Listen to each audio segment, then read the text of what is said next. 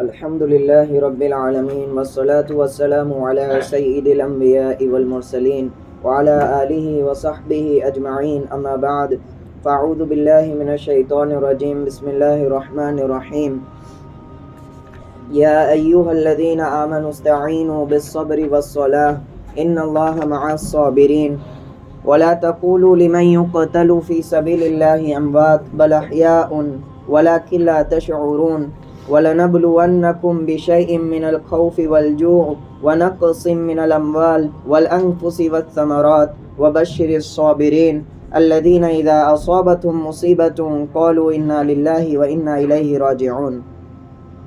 صدق اللہ العظیم.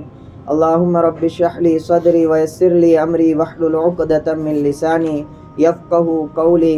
اللہم یسر لنا هذا الامر. اما بعد، گزشتہ مجلس میں جو تحویل قبلہ کا مضمون چلا آ رہا تھا اس کو ختم کیا گیا اور تمام تر مباحث چھیڑے گئے اور ان کے جوابات اللہ تعالیٰ نے آیتوں میں کس طرح دیے ان کی وضاحت کی گئی. اور تحویل قبلہ کے آخر میں ابراہیم علیہ السلام کی جو دو دعا تھی، گویا کہ اس دعا کو قبول کر کر اپنی نعمت کو مکمل کرنے کا اعلان کیا اللہ تعالیٰ نے.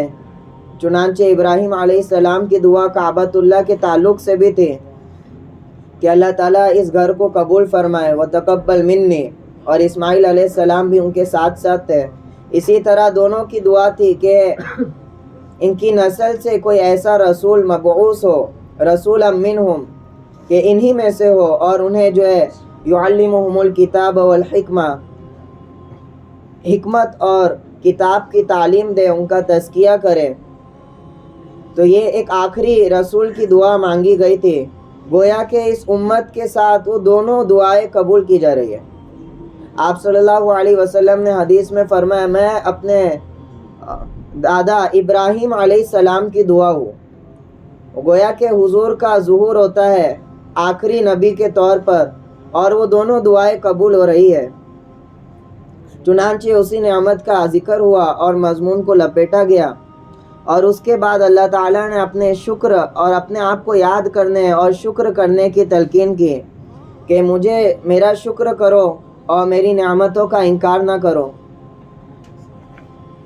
چنانچہ آدمی پر بھی دو ہی حالتیں جو طاری ہوتی ہے، یا تو ایک ہی حالت ہوتی ہے جو اس کے موافق ہوتی ہے، اس کی طبیعت کے موافق ہوتی ہے، مخالفت میں نہیں ہوتی ہے.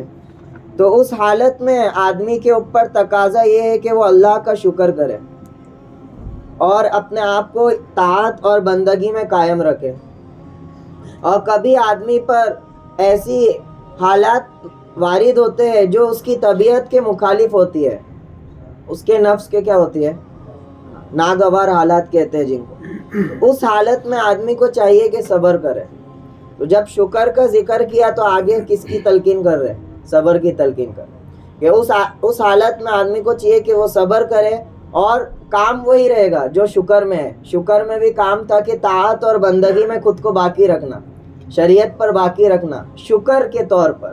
اور یہاں پر بھی اس کا کام یہی رہے گا کہ اپنے آپ کو طاعت اور بندگی پہ باقی رکھے گا صبر کرتے ہو. کام دونوں کا ایک ہی ہے. کسی کو اللہ تعالیٰ شکر کا موقع دے کر آزماتے ہیں، کسی کو صبر کا موقع دے کر آزماتے. اسی طرح جب قبلہ کے تمام چیزوں کو اللہ تعالیٰ نے ان کی جو ہے اشکالات کا جواب دے دیا، تو بہرحال اشکالات اور اعتراضات اتنے تھے کہ آیتوں کو تو نازل فرما دیا، پھر بھی ایک قلبی حزن اور قلبی جو پیچیدگی تھی ایمان والوں کو وہ بہرحال حاصل ہوئی تھی. ایک تکلیف ہوئی تھی، ایک انتشار سا ان کے دلوں میں جو ہے پیدا ہو گیا تھا. تو اللہ تعالیٰ صبر کی تلقین فرما رہے. چنانچہ اللہ تعالیٰ ارشاد فرماتے ہیں، اے ایمان والو، یا ایھا الذین آمنوا استعینوا، مدد چاہو. استعینوا یہ وہی صیغہ ہے جو سورہ فاتحہ میں آتا ہے، صراط الذین انعمت علیہم اہدنا الصراط المستقیم ایاک نعبد و ایاک نستعین. ایاک نعبد کہ ہم آپ ہی کی جو ہے عبادت کرتے، و ایاک نستعین، آپ ہی سے کیا کرتے ہیں، مدد جو ہے عون عربی میں اس کا مطلب آتا ہے مدد، عون، تو اسی سے بنا استعانہ۔ وَإِيَّاكَ نَسْتَعِينُ، آپ ہی سے مدد کو کیا کرتے ہیں؟ حاصل کرتے ہیں۔ تو مدد حاصل تو حقیقتاً اللہ ہی سے ہوتی ہے، لیکن اس کا وسیلہ کیا ہے؟ تو اس وسیلے کو یہاں پہ ذکر فرما رہے ہیں کہ کس ذریعے سے اللہ سے مدد حاصل کرو، اس کو بھی یہاں پہ بیان کر رہے ہیں۔ چنانچہ فرماتے ہیں استعینوا بالصبر والصلاۃ، کہ مدد حاصل کرو بے شک کس کے ذریعے سے؟ صبر اور نماز کے ذریعے سے۔ کس کے ذریعے سے؟ کہ اس کے ذریعے سے اللہ سے مدد حاصل کرو، اور ہر طرح کی مصیبت اور مشکلات میں یہی دو چیز ہے جو اللہ کی مدد کو بندے کے کیا کر دے گی؟ شامل حل کر دے گی۔ چنانچہ صبر کا کیا معنی ہے؟ صبر کی یہاں پر کیا اس کے معنی لیے گئے ہیں، تو اس کے بارے میں تفصیلی کلام ہے۔ صبر کا کہتے کس کو ہے؟ تو فرمایا صبر کہتے ہیں الامساک فی ضیق، یعنی لغت کے اعتبار سے کہتے ہیں کہ تنگی اور ناخوشگواری کی حالت میں اپنے کو روکے رکھنا، یہ اس کا ایک لغوی معنی ہے۔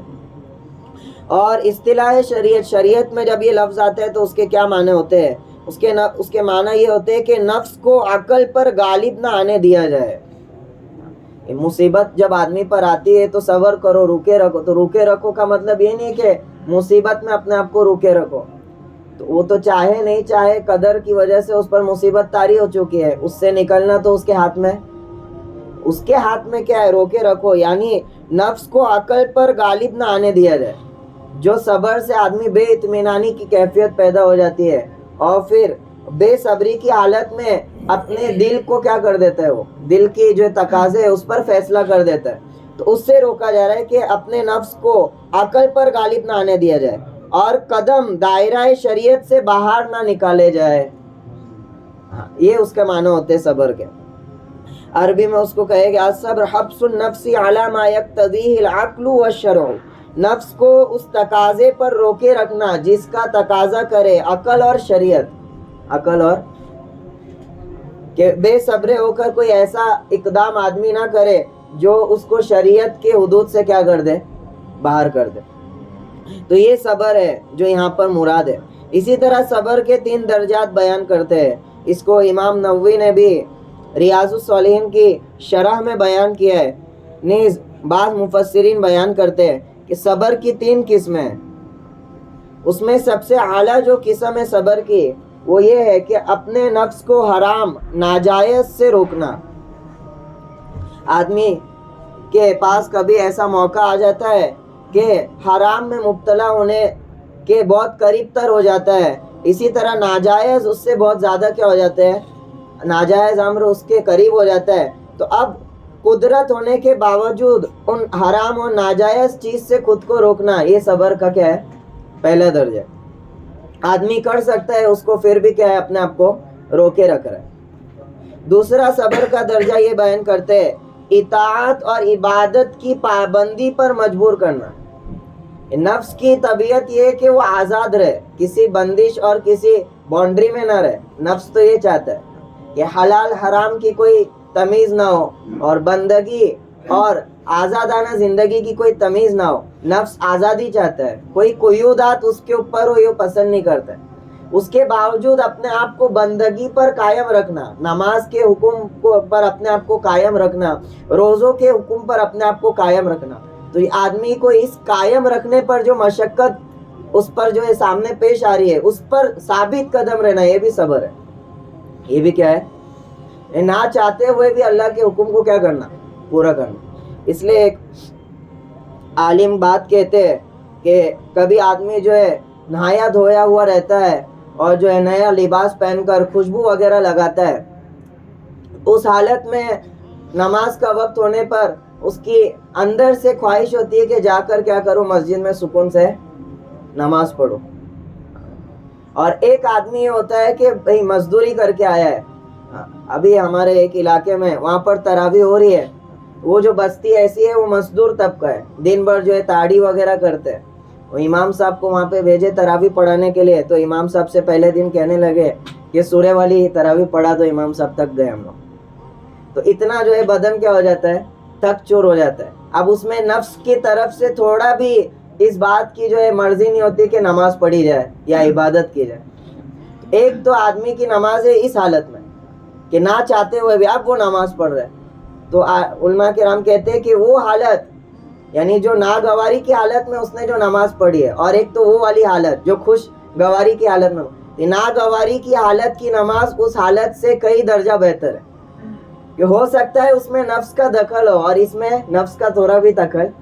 پڑھ رہے کس کے لیے پڑھ رہے محض اللہ کے لیے پڑھ رہے.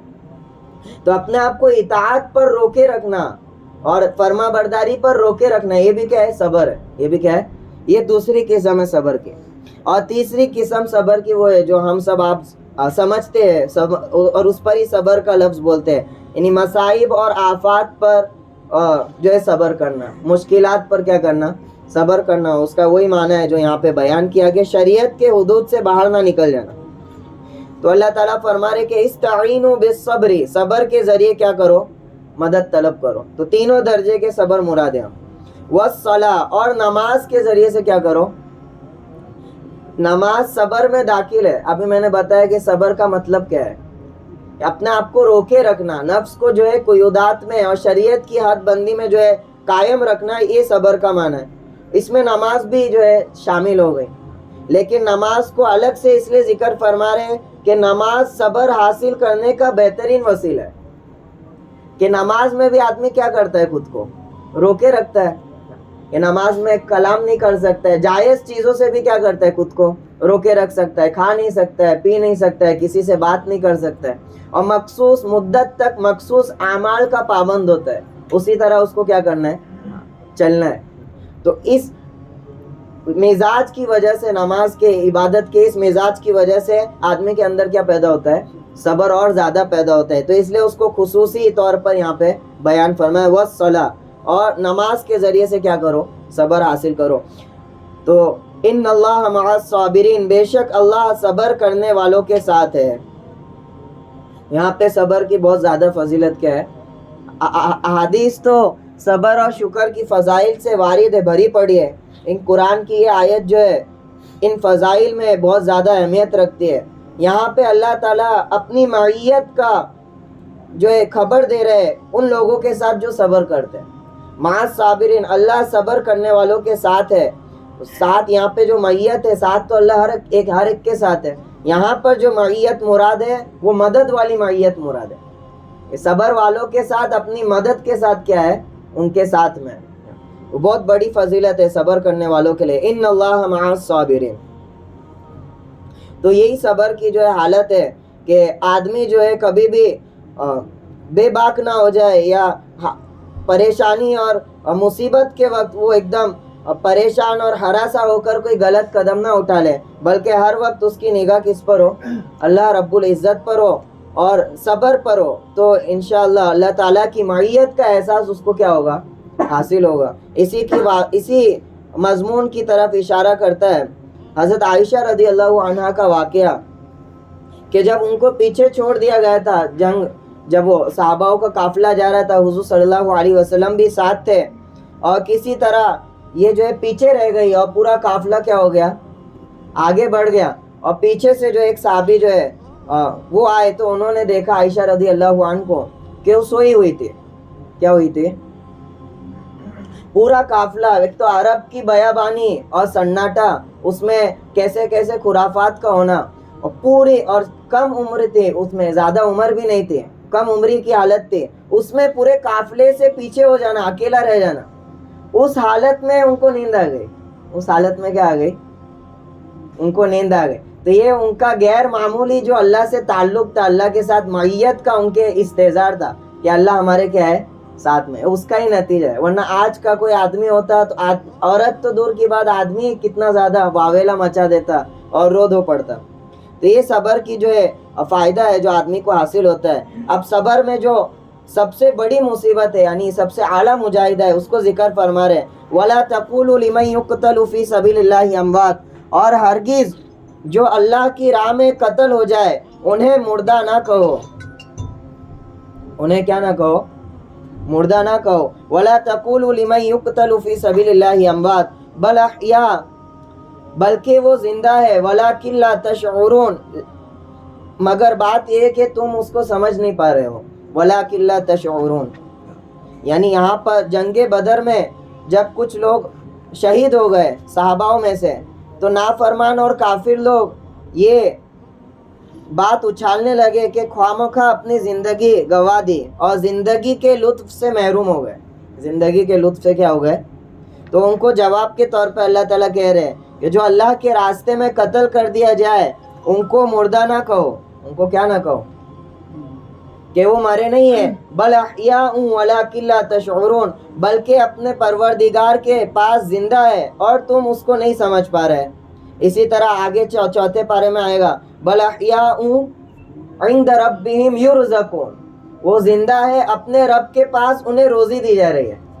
یہاں پہ شہید کا مقام بیان کیا جا رہا ہے کہ شہید جو ہوتا ہے ایسا نہیں ہے کہ مرتا نہیں ہے، اس کو مرا ہوا کہنا منع ہے، وہ تو مر ہی چکا ہے. لیکن دوسرے لوگوں کے بالمقابل حیات برزخی جس کو کہتے ہیں، یعنی موت کے بعد حیات ہوتی ہے، اس کو کیا بولتے ہیں؟ حیات برزخی. اور اسی حیات کی وجہ سے آدمی کو عذاب محسوس ہوتا ہے اور جو ثواب ہے اس کے انعامات ہیں وہ محسوس ہوتے ہیں. وہ کس وجہ سے؟ حیات برزخی. موت آدمی پر کبھی اس طرح طاری نہیں ہوتی کہ اس کا وجود ہی ختم ہو جائے. اس طرح کی موت آدمی پر کبھی طاری.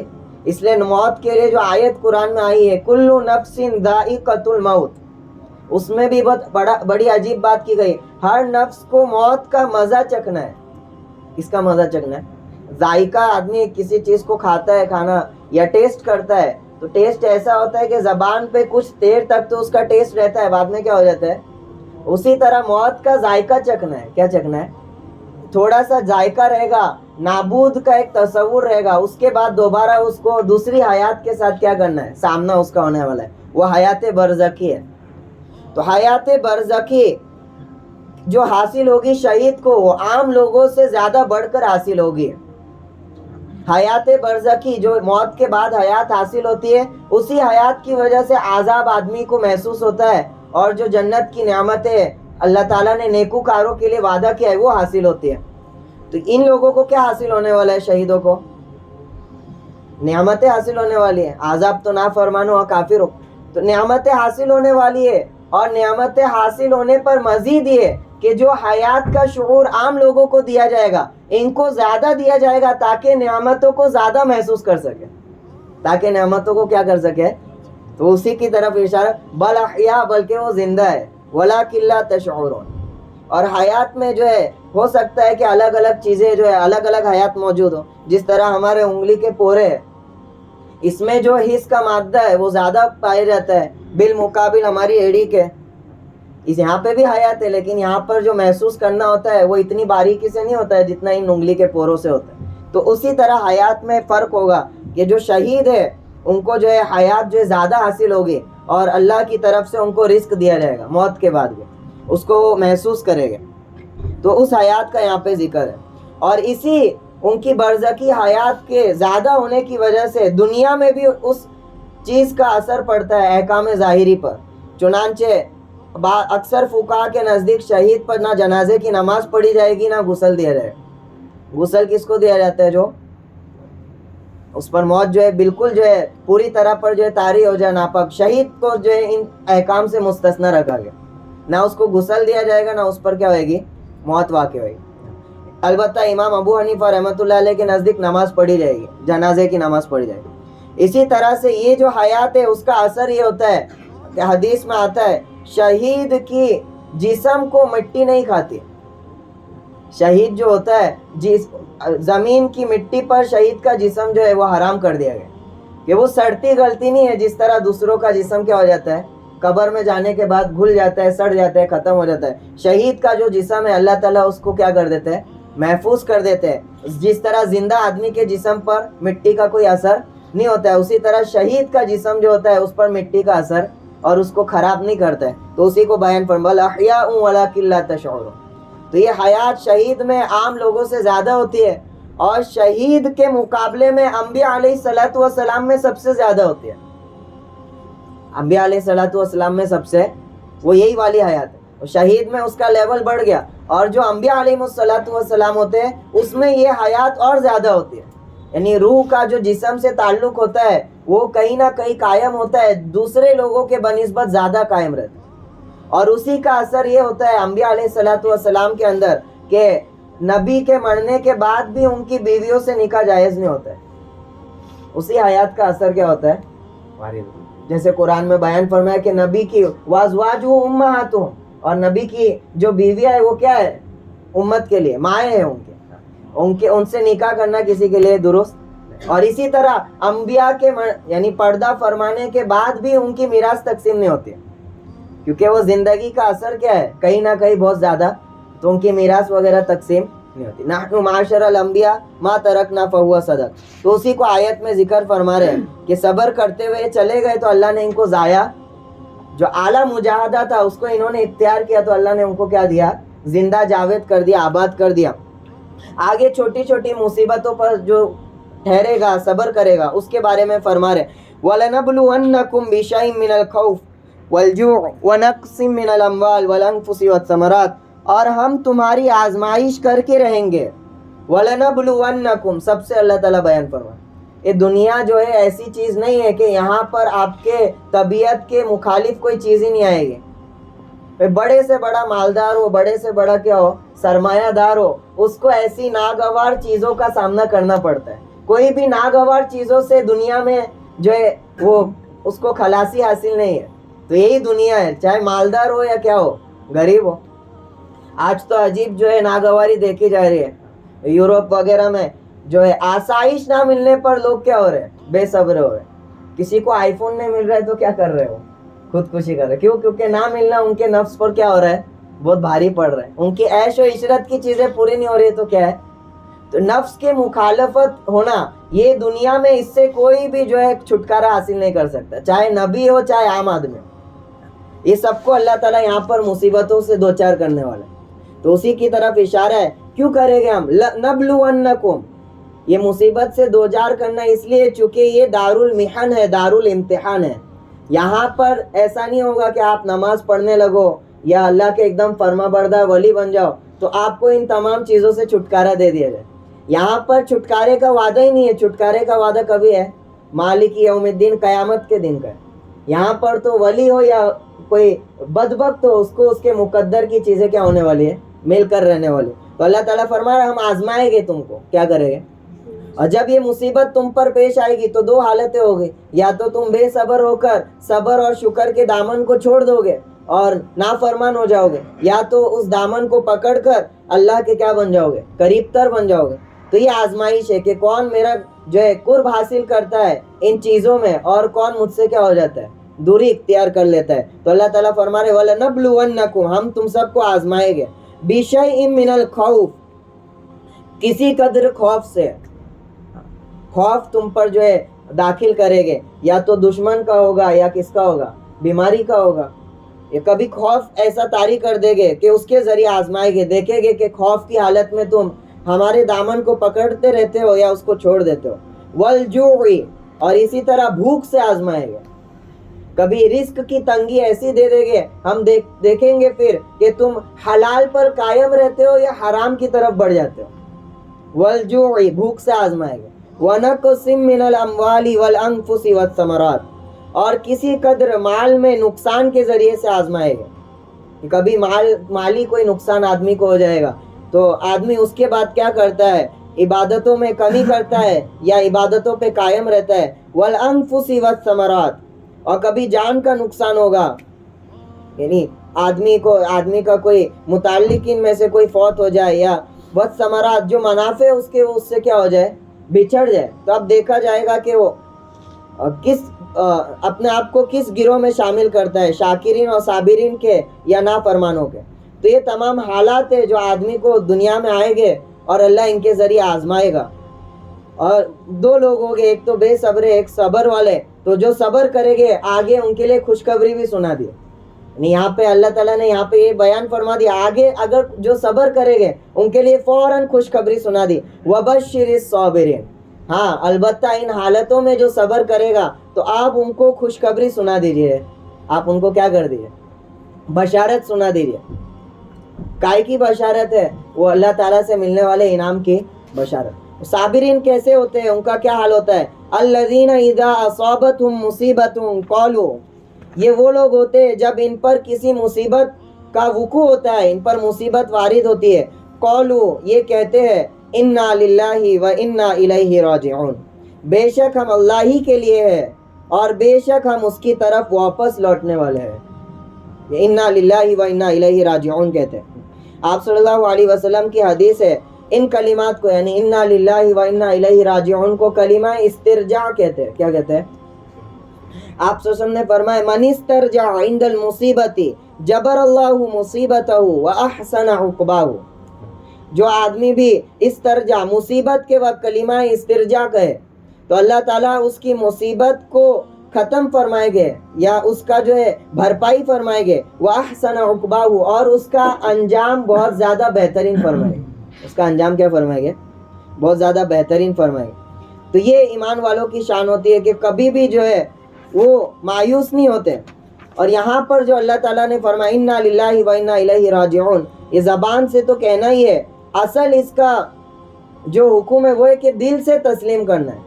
آدمی کبھی بے صبرہ اس وجہ سے ہو جاتا ہے اور اس وجہ سے وہ جو ہے ناخوش ہو جاتا ہے کہ وہ چیزوں کو اپنا سمجھنے لگتا ہے. چیزوں کو کیا کرنے لگتا ہے؟ اپنی ملکیت سمجھنے لگتا ہے کہ یہ میری تھی اور یہ جو ہے بیٹا ہے مثال کے طور پہ یہ میرا تھا، اور اسی طرح یہ مال و دولت کس کی ہے؟ میری ہے. جب اپنی سمجھنے لگتا ہے کہ ان چیزوں کو تو ان میں نقصان ہوتا ہے تو اسے کیا ہوتی ہے؟ غم ہوتا ہے اور جو ہے اس کو پسند نہیں آتی ہے وہ چیزیں. تو یہاں پر حقیقت کو جو ہے بیان کیا جا رہا ہے کہ میرا تو کچھ نہیں ہے، اصل ملکیت کس کی ہے؟ اللہ کی ہے. تو اس کا اعتراف کر رہا ہے انا للہ، کہ میں خود بھی اور میرے پاس جو کچھ ہے وہ سب کس کی ملکیت ہے حقیقت ہے؟ جب اللہ مالک ہے تو اللہ اپنی چیزوں میں جیسا اختیار ہے اس کو تصرف کرے، مجھے لب کشائی کرنے کی ضرورت. تو اس کو بیان فرما کہ انا للہ، کہ میں اور میرے مال و دولت سب کچھ کس کی ملکیت ہے؟ اور اللہ مالک ہے تو اس کو اختیار ہے وہ جیسا چاہے. وَإِنَّا إِلَيْهِ رَاجِعُونَ اور یقیناً ہم سب اللہ کی طرف لوٹنے والے ہیں اور لوٹ کر جو کچھ ہم نے صبر کیا ہے اس کا بدلہ ہم کو ملنے والا ہے. تو یہ کلمات ایمان والوں کے پاس ہوتے ہیں تو کسی بھی طرح کی مصیبت میں وہ کیا نہیں ہوتے؟ بے صبرے نہیں ہوتے، اور اللہ کی معیت ان کے ساتھ ہوتی ہے، ایک سکون اور ایک اطمینان حاصل ہوتا ہے. اور یہ کیفیت ایمان والوں کے علاوہ دنیا میں کسی قوم کو حاصل نہیں. یہ کیفیت ایمان والوں کے علاوہ، یہ اللہ کی معیت، یہ اللہ نے ایمان والوں کو ایک خصوصی اللہ نے اپنا تعلق نصیب فرمایا. کتنے ہی بڑے بڑے عصائب و مصائب کچھ نہ آ جائے، ایمان والا اس تصور کی وجہ سے ہمیشہ اس کا قلب کیا رہتا ہے؟ مطمئن رہتا ہے کہ ساری چیزیں کس کی طرف سے؟ کل من عند اللہ، اللہ کی طرف سے.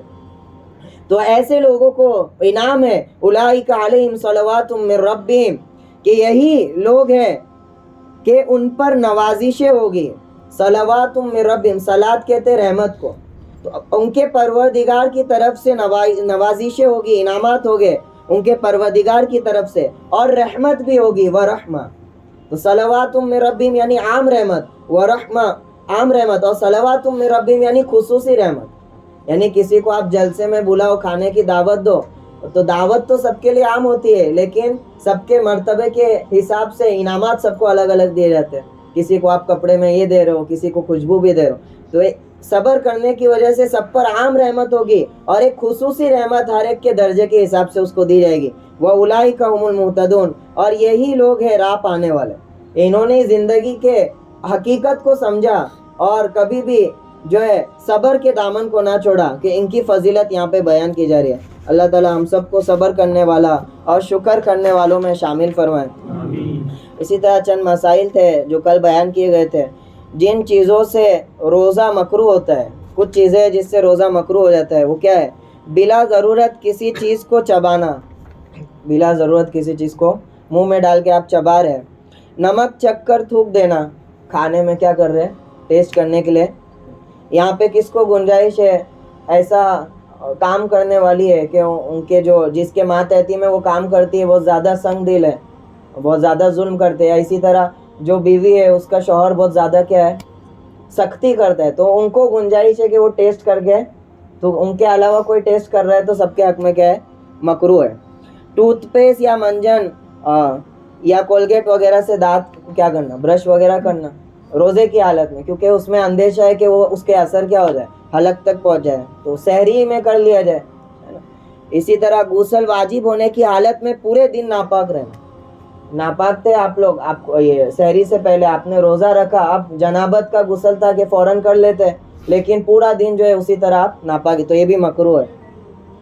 اسی طرح سنگی لگانا ایک قسم کی چیز ہے، وہ کسی مریض کو خون دینا، بلڈ ڈونیٹ کرنا، بلڈ آپ کسی کو دے رہے روزے کی حالت میں، یہ بھی کیا ہے، مکروہ ہے. غیبت کرنا، کسی کی غیبت کر رہے تو اس سے بھی روزہ کیا ہو جائے گا، مکروہ ہو جائے گا. اسی طرح انسان یا جانور کو گالی دینا، برا بھلا کہنا.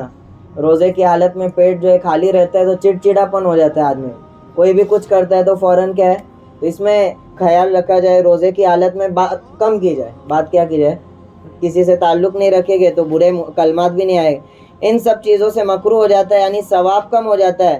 البتہ فرض ذمے سے ادا ہو جاتا ہے، یعنی روزے کا ثواب تو آپ کو کما کو نہیں ملے گا، یہ ہوگا کہ روزے کا فرض آپ نے ادا کر دیا. اللہم صلی علی محمد صلی اللہ علیہ وسلم، جزا اللہ عنا محمد صلی اللہ علیہ وسلم. لا الہ الا انت سبحانک انا کنا من الظالمین. اسأل اللہ العظیم رب العرش العظیم ان یشفینا، ان یشفی صدورنا. اللہم اغفر لنا، اللہم اغفر لنا. یا اللہ ہمارے تمام گناہوں کو معاف فرما. یا اللہ ہمارے بیٹھنے کو قبول فرما. یا اللہ قرآن کے سیکھنے سکھانے کو قبول فرما. یا اللہ آپ کے نبی نے فرمایا خیرکم من تعلم القرآن وعلمہ، تم میں سب سے بہترین ہے وہ لوگ جو قرآن کو سیکھتے اور سکھاتے ہیں. یا اللہ موت تک ان گروہ میں، ان مشغلوں میں ہم کو شامل رہنے کی توفیق نصیب فرما. یا اللہ حشر کے میدان میں بھی اہل قرآن میں ہمارا شمار فرما. یا اللہ قرآن والوں میں ہمارا شمار فرما. یا اللہ سنت والوں میں ہمارا شمار فرما. یا اللہ ہمارے روزوں کو قبول فرما، ہماری نمازوں کو قبول فرما، اخلاص ہم کو نصیب فرما. یا اللہ تیری ہی رضا کے لیے ہر طرح کی عبادت کرنے کی توفیق نصیب فرما. یا اللہ اس رمضان میں اللہ تجھ سے خصوصی تعلق ہم سب کو عطا فرما. یا اللہ ہماری زندگی میں یا اللہ دین اور شریعت کی پابندی کا یا اللہ اہتمام کرنے کی ہم سب کو توفیق نصیب فرما. یا اللہ امت کے حال کو یا اللہ اس رمضان کے یا اللہ موقع پہ یا اللہ درست فرما. یا اللہ بحال فرما، امت پر رحم فرما. یا اللہ جو کوئی امت کا طبقہ پریشان حال ہے یا اللہ خصوصی طور پر ہمارے یا اللہ فلسطینی بھائی بہت زیادہ پریشان ہیں، یا اللہ اس رمضان کو ان کے لیے خوشگواری کا یا اللہ سبب بنا. یا اللہ ان کے مصائب کے ختم ہونے کا ذریعہ بنا. یا اللہ نصرت کا یا اللہ ذریعہ بنا. یا اللہ اسی مہینے میں تو نے ایمان والوں کی مدد فرمائی تھی. یا اللہ جنگ بدر میں یا اللہ ان کو غلبہ نصیب فرمایا تھا. یا اللہ وہ بھی اسی طرح کم تھے، یا اللہ بے وسائل تھے. یا اللہ آج بھی ہمارے بھائی یا اللہ بے وسائل ہیں، ان کے پاس سامان نہیں ہے، یا اللہ کوئی چیز نہیں ہے. یا اللہ جبکہ مخالف کے پاس پوری قوت و طاقت ہے، پوری دنیا ان کے یا اللہ معیت میں ہے. یا اللہ تعالیٰ تو دوبارہ اپنی قدرت کا ظہور فرما. یا اللہ تو دوبارہ اس وعدے کو مکمل فرما. یا اللہ ان کو عزت یابی نصیب فرما. یا اللہ دنیا میں ان کو غلبہ نصیب فرما، ان کے ذریعے سے کلمے کو بلندی نصیب فرما. یا اللہ جو مانگا ہے اسے بھی قبول فرما، جو مانگنے سے رہ گئے اسے بھی قبول فرما. ہماری دعاؤں کو اپنے حبیب کے صدقے طفیل قبول فرما. آمین آمین یا رب العالمین. سبحان ربک رب العزت عما یصفون وسلام علی المرسلین والحمد للہ رب العالمین.